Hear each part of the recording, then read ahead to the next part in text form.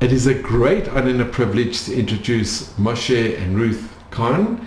We're here in your beautiful apartment in Jerusalem. And Ruth, your maiden name was Waidhofer. Correct. And your family originally came from Austria. And Moshe, you were born in Berlin. Yes. And your family, were there many generations coming from Germany? No, my grandfather was a rabbi of Basel in Switzerland. And my father was born in Basel, Switzerland. But then when he himself took his own rabbinical position, he took a position in Germany, in a shul in Lessingstrasse, and became a rabbi of that shul. And it was finally burnt down in 1938. In Kristalnacht? Yes. And your mother, where did your mother come from? She comes from Posen in Poland.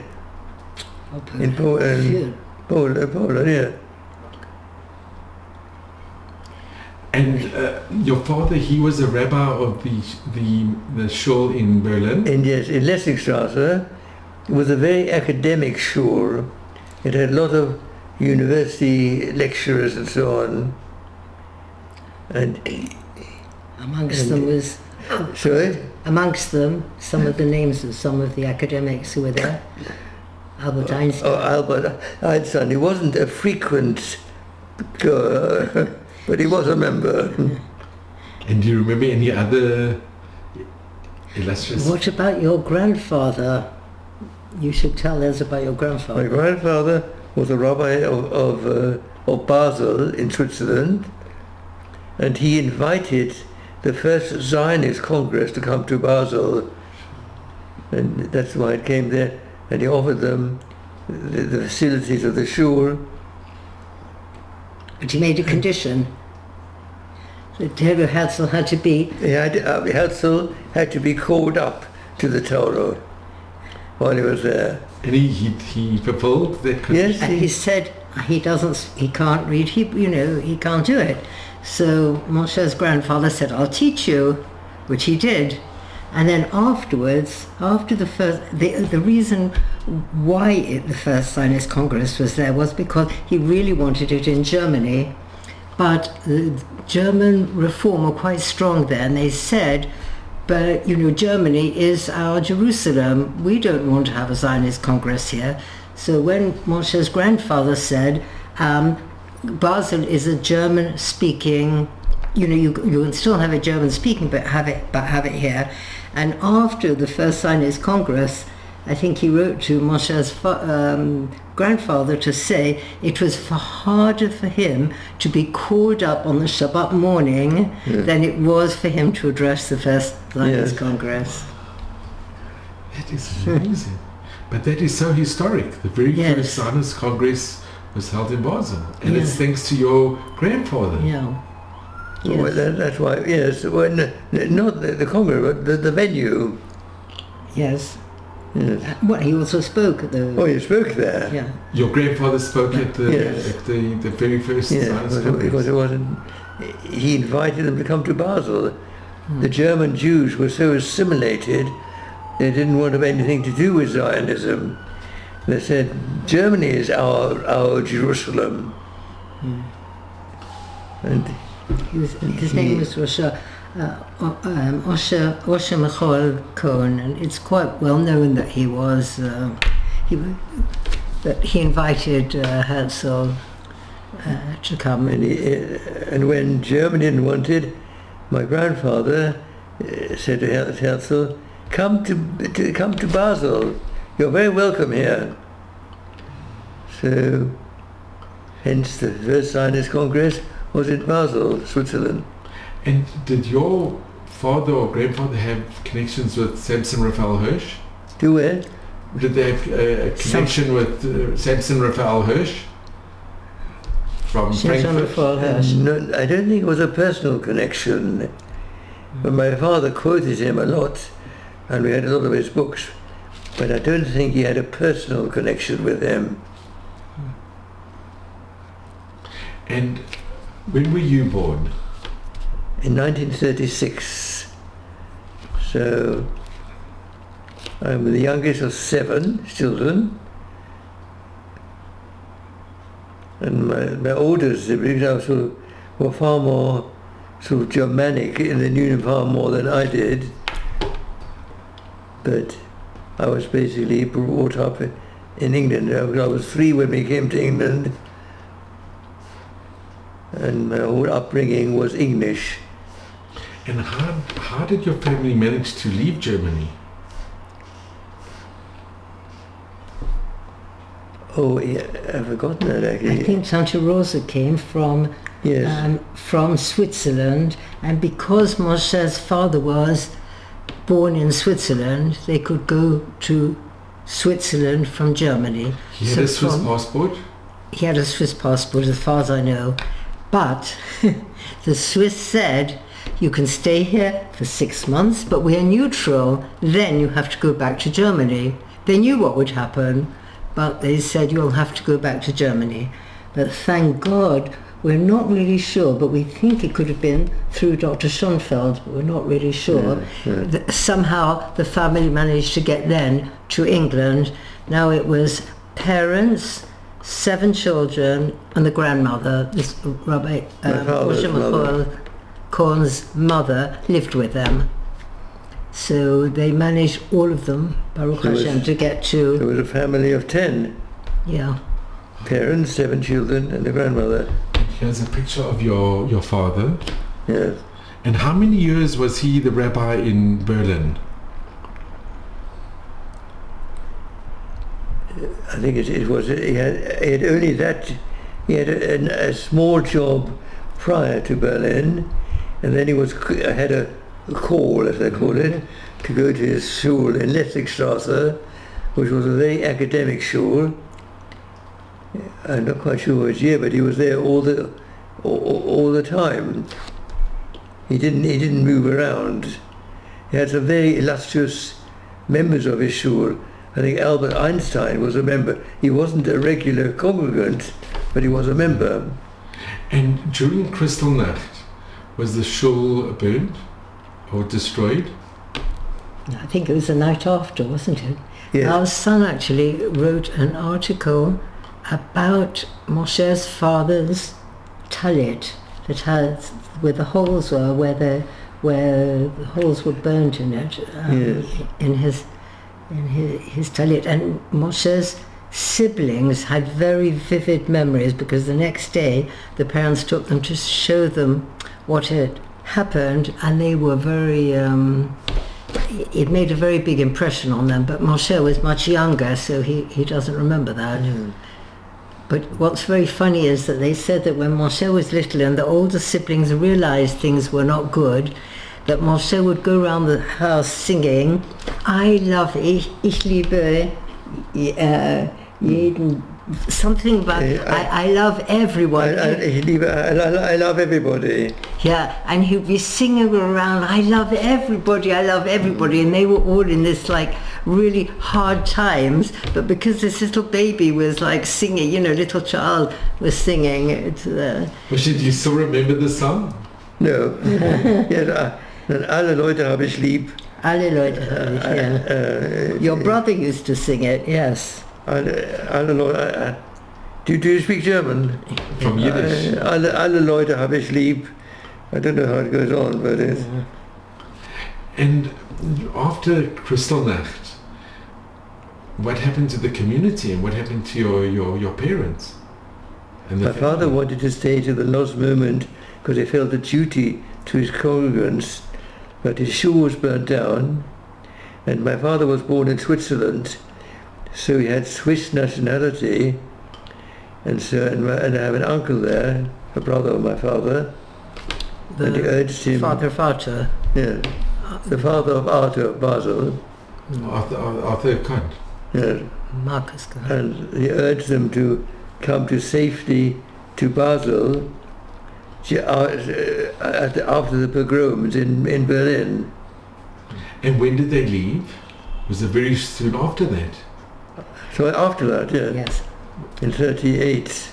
Wasn't what was this, Moshe? Was the Sedra that it wasn't Vayechi that everyone was called up one after the other? Oh yes. And that there was something they called everyone because everyone was about to leave or go, and it was it sounded like it was extremely moving. Yes, Was it Parshat Vayechi? it could have been. I'm not And was the sure. shul completely destroyed? Yes. So they davened. Sorry? Where did they daven once the shul was destroyed? But basically they all dispersed. My father went, Baruch Hashem was able to escape to Switzerland. I think in private homes, didn't they? Oh yes, after the shul was burnt, they Yeah. continued davening in private homes. Yeah. Oh no, they did continue in private homes. Yeah. And did you have any other relatives in Germany at that time? My grandmother, my father's mother, lived with us. And your mother's family? Sorry? What about your mother's family? The Calvaries. Calvary, Yeah. They came to Israel, didn't they? they came to Israel. Before the war? I think before the war, wasn't Yes, it? before Yes. the war. Yes. So they managed to survive. Yeah. Yes, Baruch Hashem. Baruch Hashem. So from my mother's side, I still have relatives. From my father's side, there were those who were in Switzerland, like my cousin Arthur. I don't know whether you know of him. But all connections with Germany were torn apart. And Yoseda, till what year was he the rabbi in Basel? Sorry? Your grandfather, when was he the rabbi in Basel? Till when did he officiate?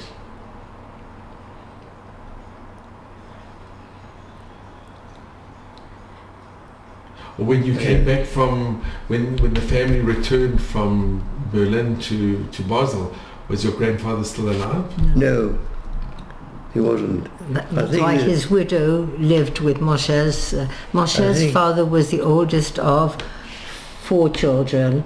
There were he was Chaim, then Marcus, then Hermann, and then Paula. Yeah. Interesting enough, Paula is the mother of Shlomo Karlebach. You may have heard of him. So that's Moshe's first cousin too. Shlomo Karlebach. Yes. Yeah. Was the Karlebachs were from Berlin? There was... Yes, he was also a Rav there. So they, was, my was uncle, in- His father was a Rav in Austria, outside, not in Vienna, outside Vienna. Yeah. yeah. Yes, and Shlomo's a twin, had a twin brother, Eliela. Yeah. All the cousins somehow knew each other very well. It was beautiful how they, Moshe's family, after Switzerland, they managed to get to England. And how long did they stay in Switzerland? Months, not years. Don't know. Somehow, we don't quite know. I think the British chief rabbi managed to get visas to England for the rabbis of the shuls which had been burnt down under Kristallnacht. And so we got a visa for all the family. I'm the youngest of 7, and my grandmother was with us.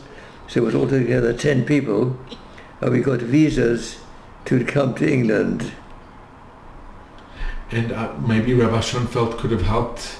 I think it was Rabbi Schoenfeld was who very arranged it. active. I think he was very He was I think he instigated it Shaliach. to get a visa for my family and all 10 members of the family to come to England. But for my father, it was extremely difficult because he had a prestigious position. His shul was very much an academic. A lot of professors and university people were there. It was a well-known but very academic shul. But a very welcoming and friendly and warm shul. Yeah. That's why so many people, it was known to also have like the fringe elements. He was, as far as, I unfortunately didn't have the pleasure of knowing him, but everything I heard about him, like he had a Seder night I'm sorry, going back a bit. When they first came to England, they were in Hove in Brighton. Then was your father interned from Hove? Yes, as an enemy alien. Don't forget, he was German. So he was interned. So there was Moshe's mother with her mother-in-law and her children, and suddenly they were told no one is allowed to live on the coast. They were in Hove, and they had just a few days in which they had to move from the coast. And she managed to find somewhere in a place called Dorking, and she moved the whole family to Dorking. That was while her husband was interned, etc. Where was he interned? In the Isle of Man, no? Yes, the Isle of Man. Mm-hmm. And in Dorking they set up a sort of like a guest house. Yes. And many people would come would come there, and he would invite Jewish people from everywhere for the Seder night. And at the end of the Seder night, he asked, are there any questions? And one lady put up hands. Yes, I have a very important question. What's your question? What time is the last bus back to wherever? No, because I showed that my father had a very open house. A very accepting. He didn't go just for the very religious people. Yeah. What year did they come to England? Was it before the outbreak of the war? Yes, Baruch Hashem, about a week before, in 1939. Oh yes, that's right. Sorry. Before September. Sorry? Before September. Before September. Before September, yes. Yeah. Baruch Hashem. Thank God. And when they were in Switzerland, they didn't want to possibly stay in Switzerland. And they would have loved to have stayed in Switzerland. But the Swiss government only allowed a few months. Although he was born in Switzerland. It's incredible. Even being born in Switzerland and having a Swiss passport. They still wouldn't allow him to stay. And I'd like to ask, I don't know if you've heard, that they say it was the Swiss government that advised the German Nazi party that on the passports they should write the letter J.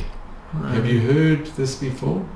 They say it was the Swiss that were very instrumental. It sounds very plausible, because they were very. So every German passport had the word J on, and yes. they say it was the Swiss that gave that advice that they should make the Jews put the J on the passport. No, I didn't have a J yet. No. Did you have, when your family came to England, did you have any other family living in Basel, a direct family? In Basel? Yes, in Basel. Yes, my uncle, a brother of my father. And he helped to write the constitution, I think, for the Israeli government, no? He was the constitution, the original, I don't know, some judicial thing here. He was quite a well-known lawyer, etc., in Switzerland, and I think, what did he write? He wrote something that they based then the judicial system here on what he had written, Uncle Marcus. Yes. I can't remember. But a brother of my father lived in Basel, and one of his sons is quite well known, Arthur Cohn. He's a film producer. He's won 8 Oscars. Yeah. And there's a family, he lives in Netanya, Freddie Apfel. I don't know if his family also came from Berlin. So which one? Apfel. He was a Dayan. Dayan Apfel? Yeah. Apfel. Yes, he was a good friend of my father. Sure. Yes. So Freddie lives in Netanya. And his father was in Berlin as a Dayan. Yes. And he knew your father? Oh, yeah. Oh, yes. Yes. It's very funny, all the connections. It's amazing. And Moshe, can I ask, what is your earliest memories that you have growing up?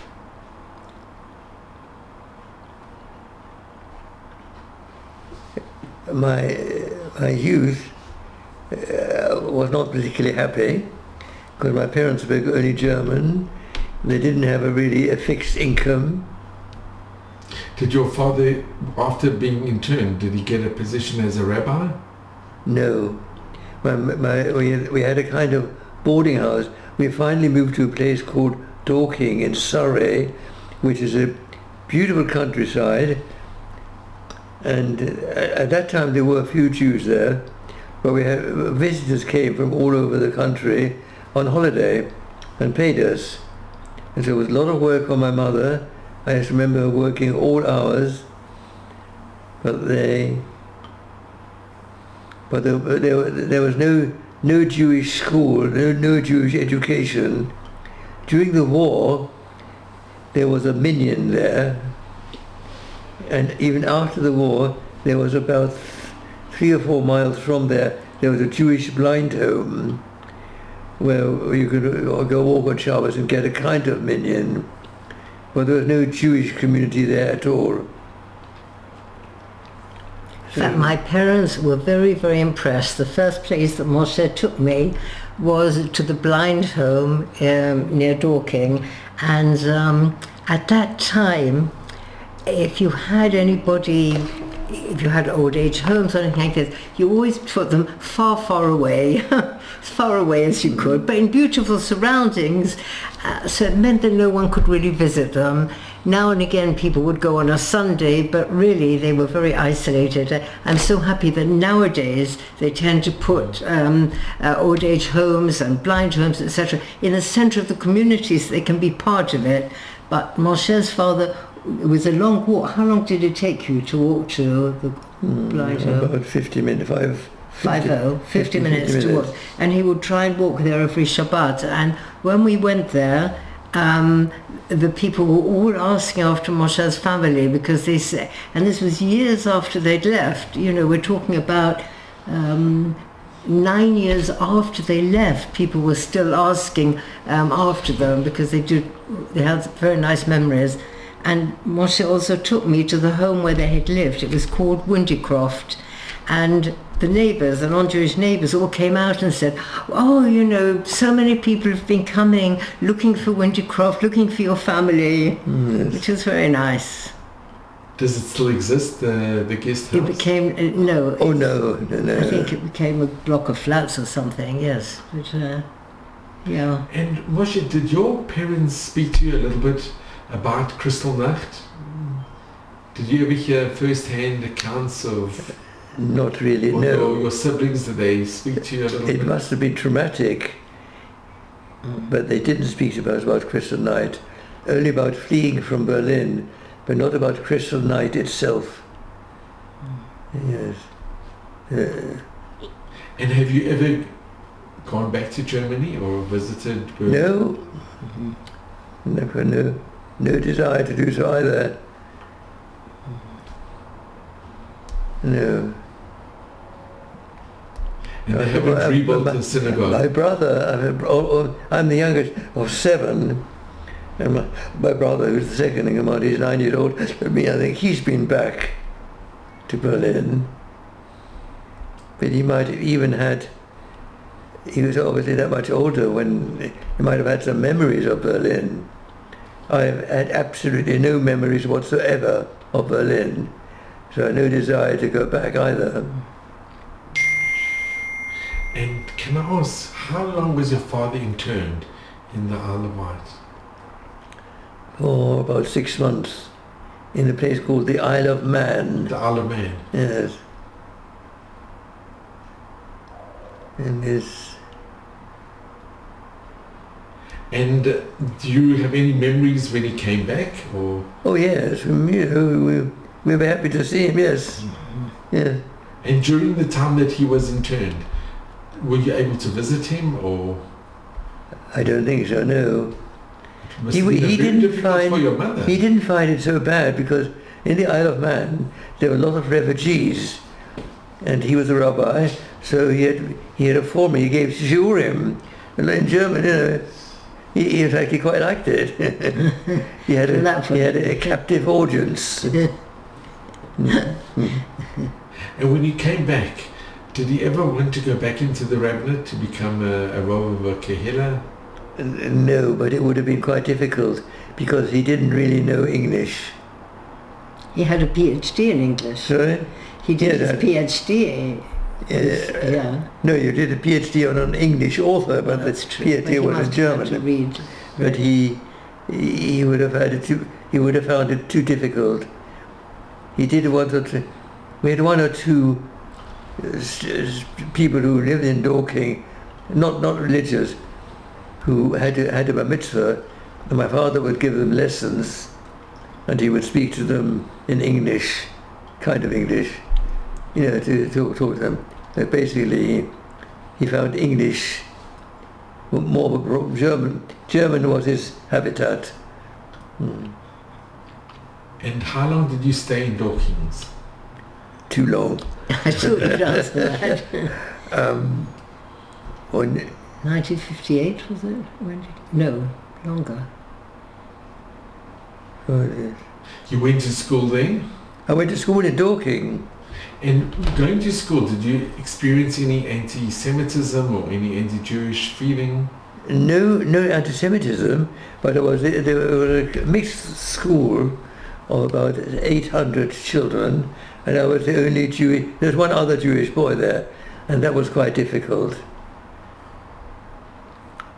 Sometimes other people would ask me about what Judaism is about, but there was no Baruch Hashem, there was no anti-Semitism, but only loneliness, because I was the only Jewish boy there. There's one other Jewish boy there, but he wasn't religious. So it was an unhappy period.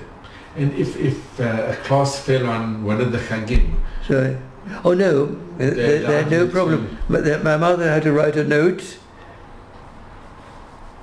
Sometimes, because I was the only Jewish boy there, sometimes I had to stand in front of the class, and they had no idea what a Yom Kippur was like, and I had to tell them. I didn't like that. And was there no possibility that your parents could go to London? There was no possibility that your parents could go to London or Leeds or Liverpool or any major Jewish area?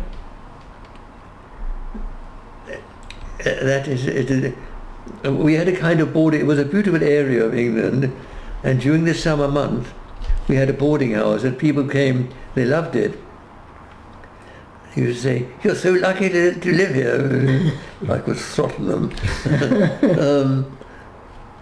But remember that the older children were sent to various schools in Jewish areas. I mean, to me, it's amazing that all the children stayed from, because where they were living in Dorking, there was just nothing. Moshe's mother, to get kosher meat, she would catch the workman's train at 6 a.m. to go to London, to go to Frowines, to buy kosher supplies, and it's. And also, you probably don't know this, we had to shauma the milk, because we had to, milk wasn't supervised. Mm-hmm. So we made an arrangement with a local farm that we would go there, usually me, and we'd watch them once a week, and we'd watch them do the milking, and they'd bottle it up for us. But it was, because it was a very extremely, what you would call extreme orthodox, kosher milk and everything. But without any other Jews. Did you have friends? Did you manage to make friends at school? Or non-Jewish friends. But you were good friends, you made friends? I did have some people I really liked, but you couldn't really get close friends because they couldn't invite me to their home, and they would have felt very strange coming to our home. And what do you remember about your bar mitzvah? It was not very. I didn't have no friends. My parents invited their friends, who stayed with us in Dorking.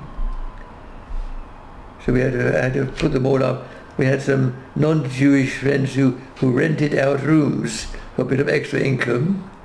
So for that Shabbos, we hired a couple of rooms. But it wasn't really a proper. It wasn't. I did read half the Sedra, The rest my father read. Do you remember the Sedra of your bar Sorry? mitzvah? Your bar mitzvah Sedra? Do you Yeah, remember? I read half. Well, what was the name of the Sedra? Teruma. Yes. But it was, Baruch Hashem, it was, when I look back and now I say, I have a lot to be thankful to Hashem for, because all that's behind us. And Baruch Hashem, ever since I married Ruth, things have become very, all our children have a full Jewish education, feel properly Jewish. But I was the only Jewish boy. It's amazing. There's one non-religious boy as well there in the class. When did you leave? And where did you go when you left Dorking? When you left Dorking, I left to while we were in Dorking, I was studying at the London University, and I got a scholarship and I taught, and I had digs where I lived there in Golders Green. in Golders Green. And what did you study at London University? Economics, the London School of Economics. And you stayed in Golders Green? Yes, yes. Did you board with a family? Or? Yes, I did. It was a very nice family, actually. That helped a lot. I had to pay them, but Do you remember the name of the family? yes, Feist. And which shul did you go to in Golders Green? Was it the Monk shul? Usually monks, yes, yes. And you remember Rabbi Monk? Yes, of course. Yeah. Was it at that point that your parents moved to Stamford Hill? Yes. And then Why at some was- point, while I was at university, my parents, we had a kind of a boarding house when people, it was a beautiful area of England, and people used to come for the summer holidays. It was a tremendous work for my mother. And so for about 3 or 4 months, we would have up to about 40 people. My mother had to cater for them everything. And it was kosher catered? Everything was kosher? Everything was kosher. My mother. Did you have a lot of from people coming? Oh yes, because it was a beautiful part of England. Here they had this kosher facility in the middle of the country, and they loved it. My mother didn't love it so much. But people also, for instance, if they had an aged relative that wasn't well, that might not be mentally so well or something like that, they would send them to Dorking, and they knew that Moshe's mother would look after them really well. So they also had a number of sort of like, I don't like to say misfits, but there were a number of those sort of people. Permanent guests.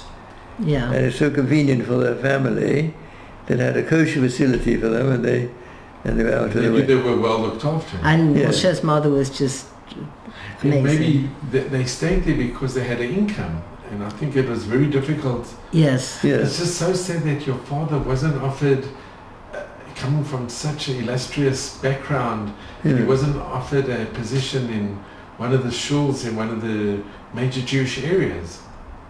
Yeah. Or to go on You the have base to know team. it's like a bit competitive. So in fact, other Rabbonim asked him to please not to apply, Really? I'm afraid.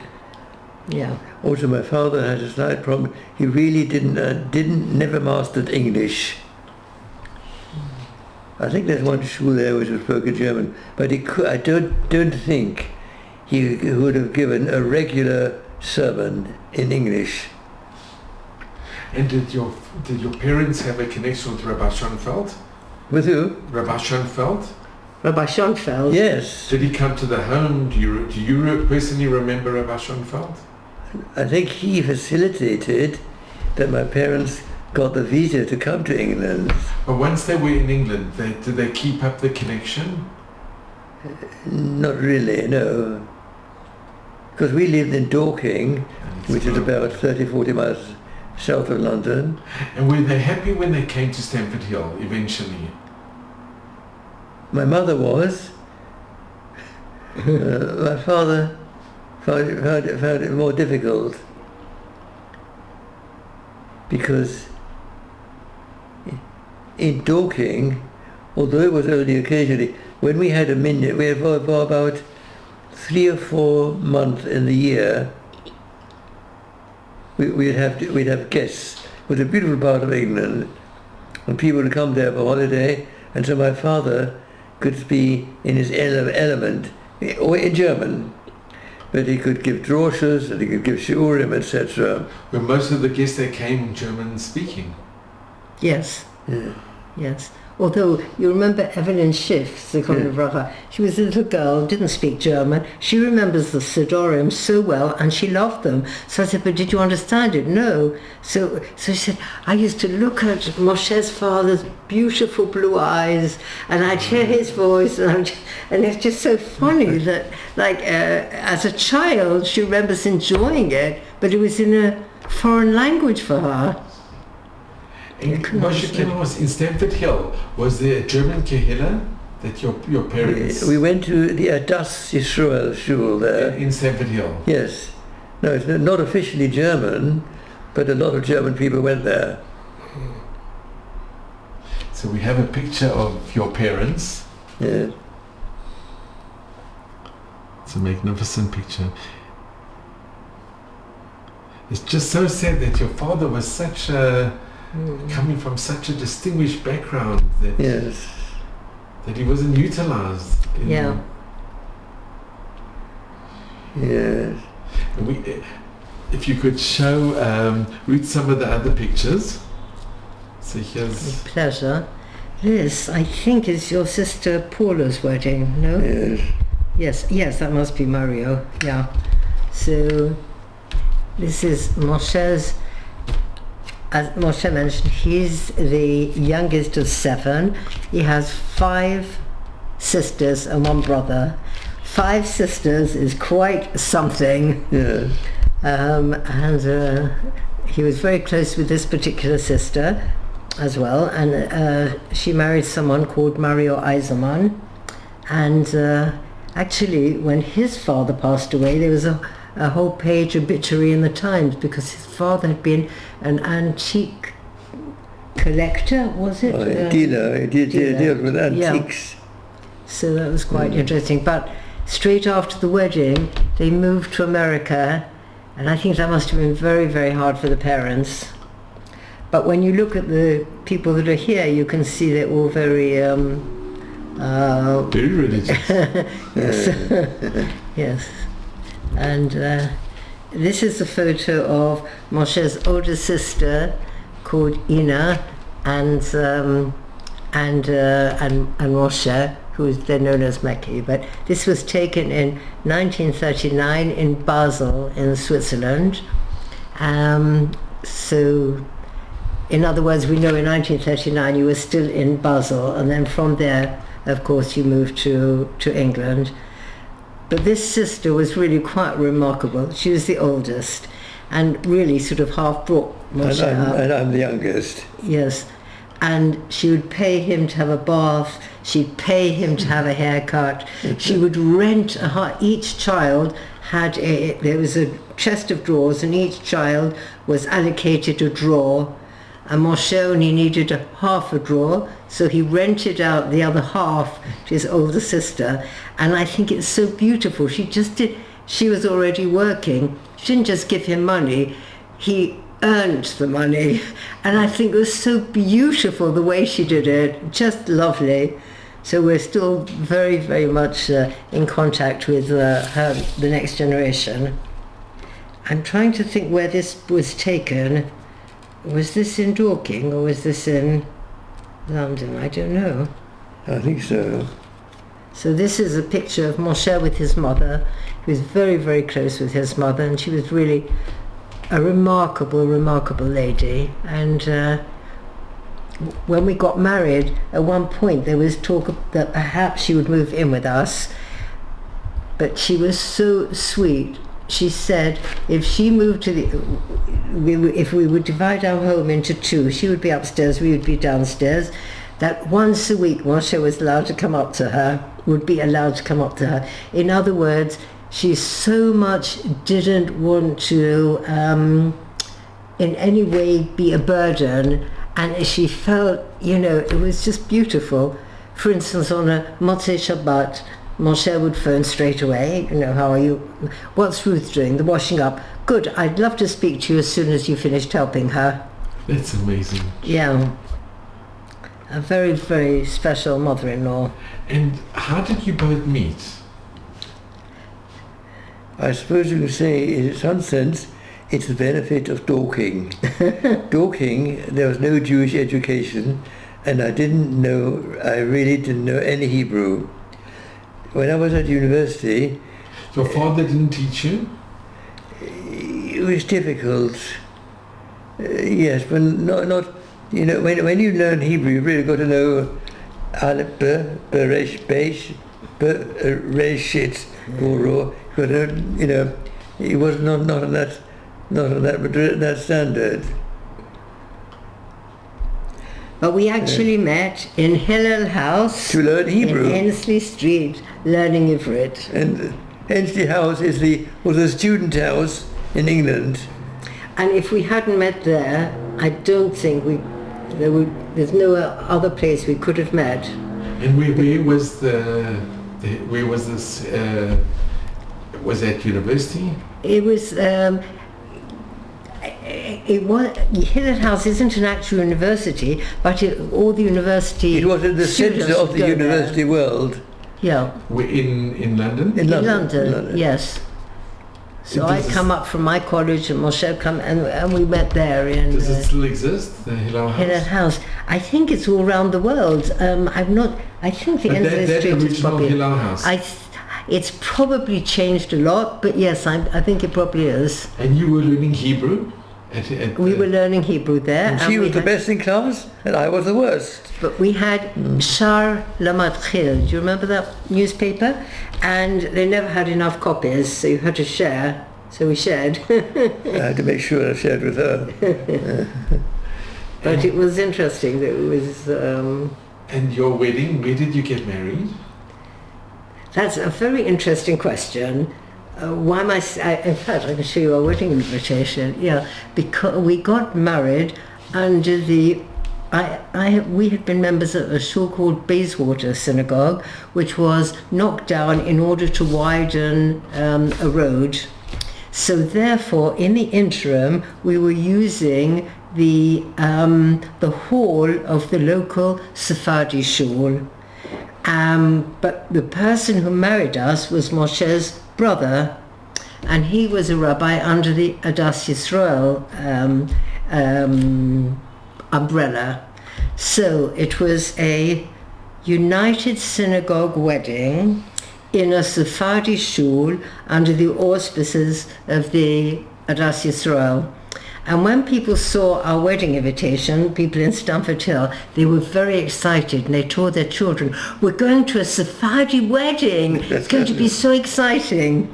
Because it was in a Sephardi shul, but it was an Adas wedding in a Sephardi shul. Very Yiddish. Very, yes. So and your brother got smicha? Yes. Oh, yeah. Yes. Where did he learn smicha? He studied in Gateshead Yeshiva. I think he got smicha from there. And did you ever go to Gateshead yourself? I did, yes. And you studied in Gateshead? Yes, but you don't forget, I had no Jewish education whatsoever in Dorking. When I was 18, I said, this is ridiculous. I wouldn't have a Jewish education. So I went to Gateshead. It was half worked. You learned a lot of Gomorrah there. And who were the Rabbonim? Sorry? Who were the Rabbonim when you were at Gateshead? There's somebody called Rabbi Schwab. He's the only one whose name I remember. Rav Falk, was he there? Sorry? Rav Falk? Who? Rabbi Falk. Falk. No, he wasn't there when I was there. It was,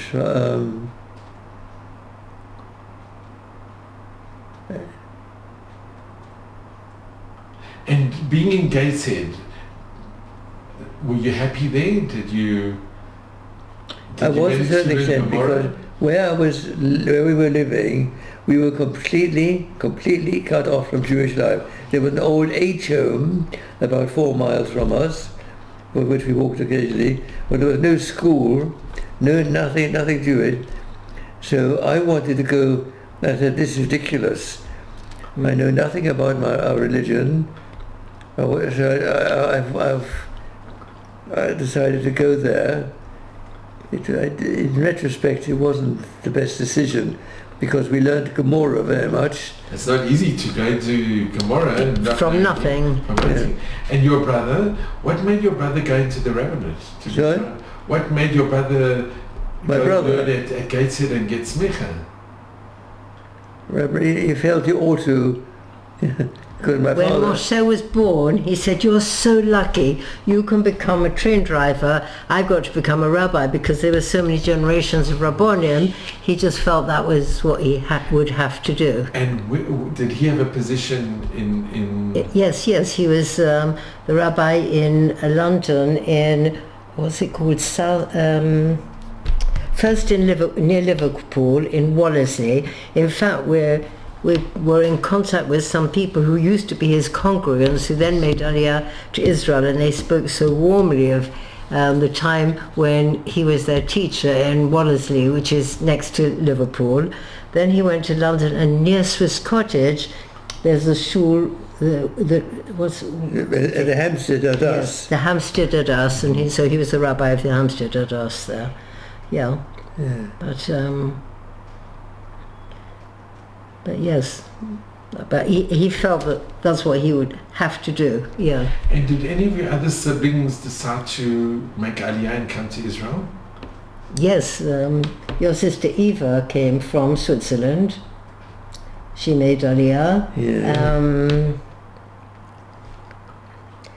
And even I think Arthur would have come possibly later on. He used to come and stay with us very often, with his wife.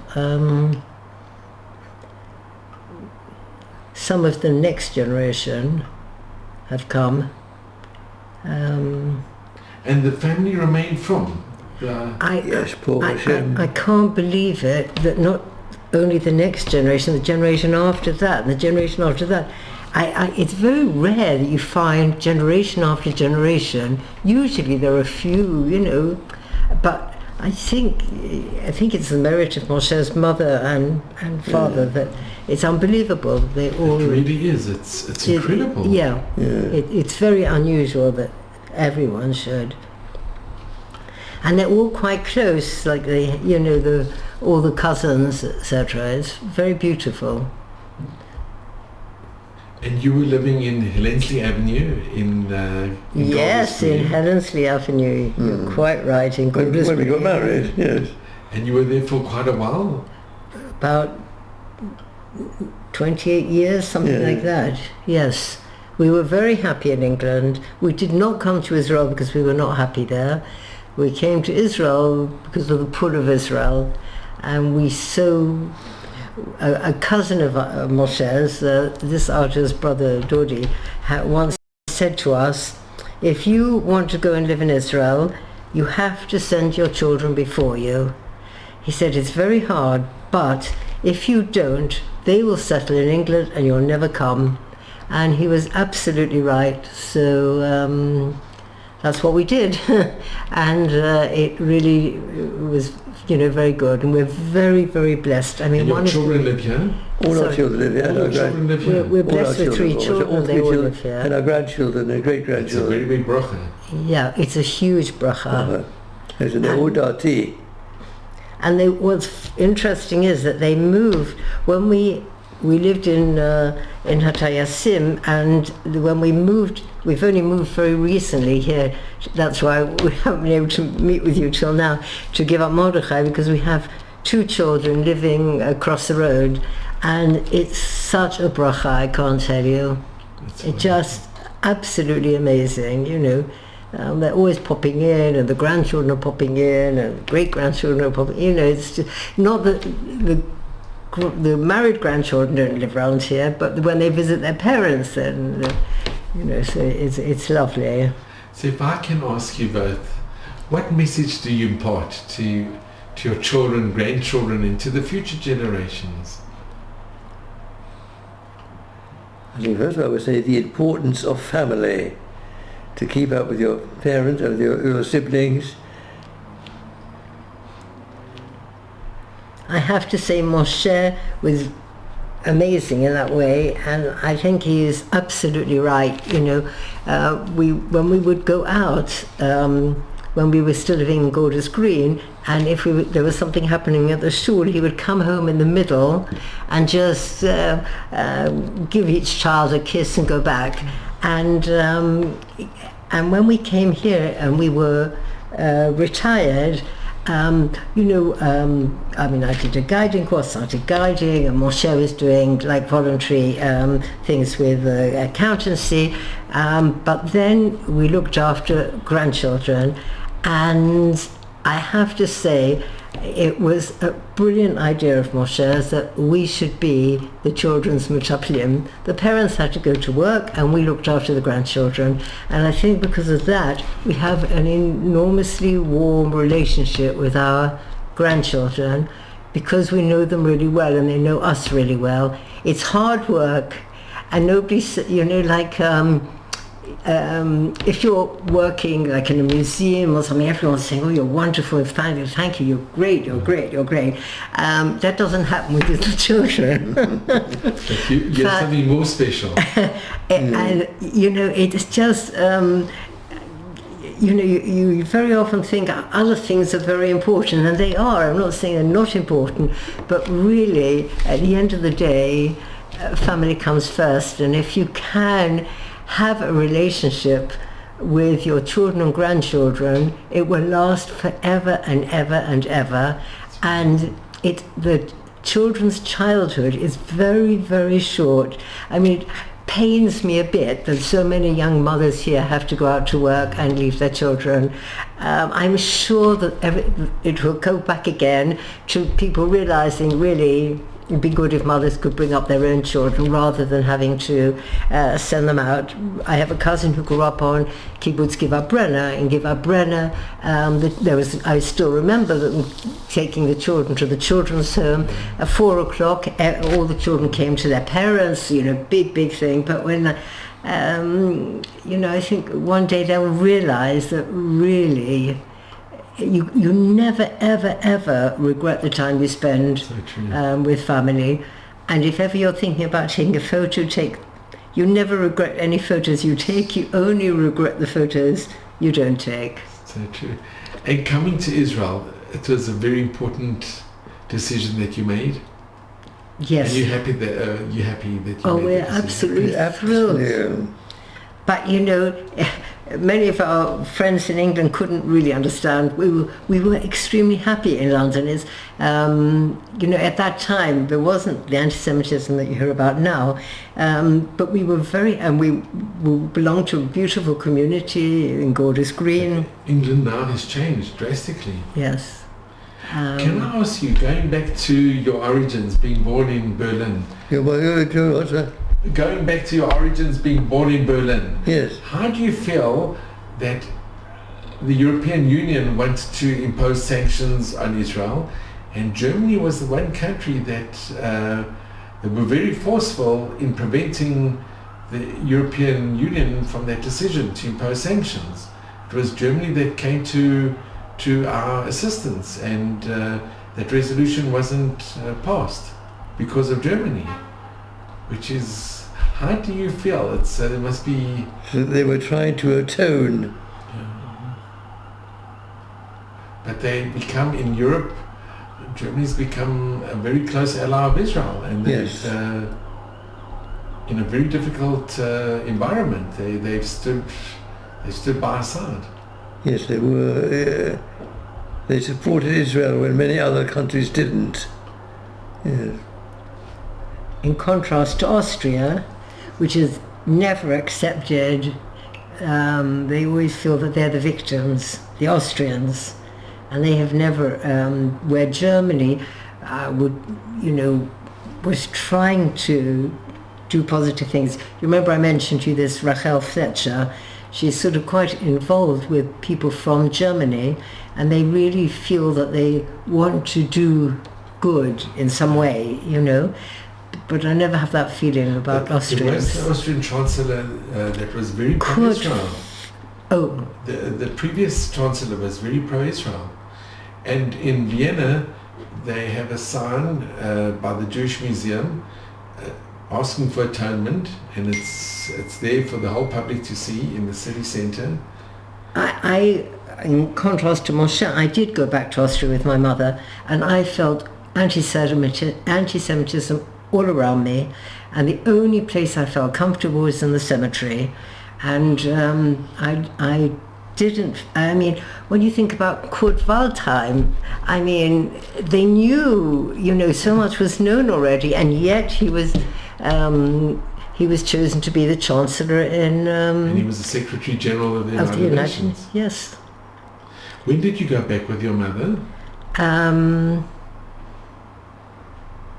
I was already grown up, but when I went with my mother and we went to the main park, Volksgarten, I mean, she could see, you know, where it had been written, no Jews allowed here, no Jews there. And the buildings in Austria are beautiful. The architecture is lovely. I felt the hearts of the people was in the architecture, and the hearts of the people's hearts were made of stone. Just felt that very much. Yeah, it's a very beautiful city. I just feel that.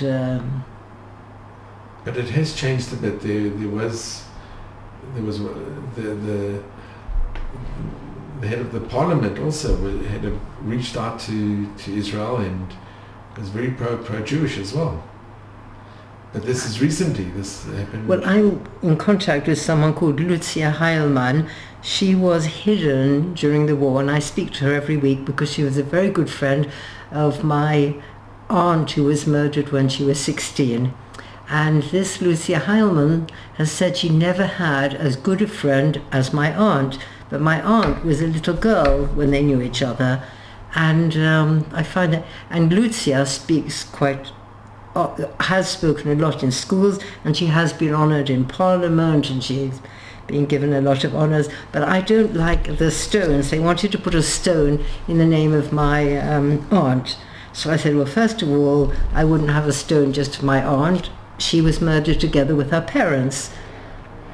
If there was a stone, it would have to be. And I said, I don't want a stone on the ground that people walk on. I just think it's horrible. I don't mind if it were on the side or something, but definitely not. I don't like this whole idea of having stones on the ground that people walk on. It should be embedded in the building. Yes. But they're not, they're on the ground. It's such a schut, such an honor to have the grandson, Chaim, and you named after your late grandfather, who was such an illustrious Rav. Yes. He was a Rav in Berlin, and he had a shul where Rav Neuwirth's father davened in. Rav Neuwirth from Shmirat Shabbat Chilchot. Yeah. And also Einstein davened there. And even though Einstein wasn't a regular shul goer, he did go occasionally. We know that he went on Parshas Vayishlach. Also, we know that he didn't go to that shul because he couldn't find a conservative shul or a reform shul to go to. There were plenty of those in Berlin. He dafka went to a religious shul, a very religious shul, and if there was anyone who was going to believe in the world being created by itself, physical forces that would have created the world, it would have been Einstein. And obviously he didn't believe in that. He did believe in God. There's a famous letter from him afterwards also stressing how he believed in God. And another person who was connected is Rav Wolbe. Rav Wolbe used to go to, although he was always religious, he used to go to school, I think on Shabbat, but not write or anything like that, but his parents wanted him to have a very good education. And my grandfather gave a shir on Shabbos afternoon and managed to get Rav Wolbe to come. And Rav Wolbe, as a young boy, bar mitzvah age, used to come to the shir, very much liked it. And then my grandfather suggested he goes to yeshiva. Rav Wolbe liked the idea, but he said his parents will never agree. So it was an arrangement made that my grandfather would meet Rav Wolbe's parents, And my grandfather managed to persuade Rav Wolbe to go to yeshiva. Many years later, Rav Wolbe wrote in one of his pamphlets that was one of he had 5 great miracles happen to him. That was the first biggest miracle. Because he said there's no one else in the world at that day that could ever persuade his parents to send him to yeshiva. Because his father was a professor in history and very much enjoyed the literature and the academic side of German culture, and my grandfather had that and also had the yeshivish approach. Anyone else who hasn't met wouldn't have been able to talk to him, because he wouldn't have appreciated the German culture, and if he would have appreciated the German culture, he wouldn't have appreciated the yeshiva. So to find someone who had the combination of German culture and yeshivot was there was only one, and that was my grandfather. You must be very, very proud of your son. Baruch Hashem, we are very, very grateful. Yes. Come from an amazing family. He does. Very, very special family. And, you're obviously not... I think you're bringing so much to so many people by doing this. It's beautiful. You're obviously not British. If you offer a Brit coffee or tea, he'll jump at the chance. Well, I want to thank you both, Moshe and Ruth. This has been such a special evening, and I'm so grateful to you both. And to think that you were there in the time of Kristalnacht. It's history. You really were there, but it's amazing, your family history. And Ruth, as you said, I think it's incredible that the whole family remained religious. It's unbelievable. And that your children are living in Israel. It's a tremendous bracha. And I visited my brother when he was in Helenslee Avenue, so I know it's a beautiful part of Golders Green. And it's wonderful that you both decided to make Aliyah. And I think we really appreciate your presence here in Israel. And you should continue just enjoying your family, having nachas, and I'm extremely grateful to both of you. Thank you very, very much. Yeah. That's very kind. Thank you. We were really wondering, we won't be able to help you. We felt so bad you're coming, and we don't have so many memories or anything. So we just felt, well, we're going to be wasting your time. Not at all. Just looking at pictures of your father, it's so sad to think such a you can see so distinguished, and it's such a pity that he wasn't utilized so much when he came to England. But look, his descendants have, and they're here, and they're fulfilling the dream. And I'm sure when your brother got smicha and became a rabbi, and he was a very important rabbi, so it must have given your parents a lot of nachas. Yes. And you and your wife and your family coming here as well. They are smiling from above, and I'm sure they're just getting so much nachas from you all. Thank you very, very much. Thank you very much.